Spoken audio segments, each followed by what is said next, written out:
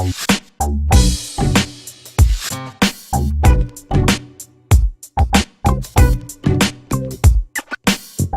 guess obviously a tough one to take following last night. Was there any element of fatigue playing 2 games back-to-back against other finals contenders that might have played a part in the last few minutes? Possibly. Yeah, I mean, we didn't execute as well as we had the rest of the game, and I said that to the girls. We kind of went with momentum, that we went with the group that had got it done, and fortunately we didn't score enough in those last few minutes. But I would say fatigue probably played a massive part, considering we all got up at 4:15 this morning to get here. So as you can hear in my voice, we've all put up a little worse for wear, and that's it's a heartbreaker. What do you think in terms of scheduling through the season? Is there something that the WNBL needs to look at, or is every team going to have a tough stretch during the season? I'm sure every team's gone through it, but for us, timing-wise, to go through this at the moment and face 2 fresh teams and with single games, and yeah, it's hard, but I'm sure everybody's gone through this. But for me, any team having to get up at 4:15 in the morning to catch a flight to play that game, to play a second game in 24 hours, I don't think any team should be asked to do that. The intensity levels for most of the game, though, were pretty good. Were you pretty happy with the effort the girls brought for most of the game? I'm so proud of the girls tonight to do that on their second game, when obviously things kind of just didn't go our way right from the get-go last night. I think if they had have brought that intensity that they brought tonight to last night's game, we might have got off to a better start there. But foul troubles really hurt us all weekend, which is really disappointing. It's taking key players out of the game, so it's something we need to look at, and also it's a bit of frustration for our part that we're trying to just find our form again. Yes, we've kind of just dropped our form a little bit, unfortunately, in the last month, but really good signs overall by me tonight. I'm really proud of the girls. Is there any particular recurring factor over that past month that's led to kind of obviously that drop in form since the pre-Christmas period? Yeah, look, unfortunately we just haven't been the same team since Christmas, but we can't. I mean, it is what it is. It's just one of those things. So that felt a lot more like us tonight, and you could feel it slowly coming.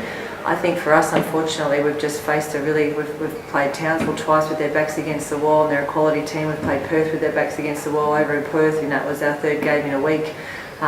So you look at it and just see they're really tough games, absolutely gettable, but credit to those teams, they've really stepped up, and we've been killed from the 3-point line for the last 4 games. I mean, Perth, Townsville twice, and now tonight.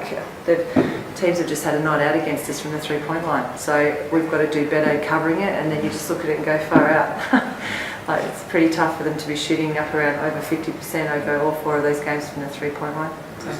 And Steph, from the players' perspective there, I mean, you're obviously there's no shortage of effort or intensity going into the game there. How tough is it to kind of deal with these losses? Well, it's heartbreaking because you put all your effort into the game, and no one ever wants to lose. No one likes losing. You're a liar if you say you like losing. So it's never good, but the way we bounce back is what really proves what type of team we are. So credit to the girls, we bounced back today, and it was another heartbreaking loss. So let's hope that we can bounce back next week when it really, really counts. It's do or die for us. Your destiny is still in your own hands. I guess that's the positive thing, and you get the best part of a full week to concentrate before the long trip. How confident are you kind of regroup and kind of hit that good level of form again next weekend? Well, I think our form's slowly coming back. Today we played well for 95% of the game. We were up majority of the game. We were executing. We were doing what we were supposed to defensively. We were getting things done, and it's just we were undone in the last quarter. So 40 minutes next game, and it should really do it for us, shouldn't it? And for you personally, offensively, I had a terrific game. I guess you probably don't reflect too much on individual scores when the result goes against you. Did you take some pleasure from your performance though? No one likes losing.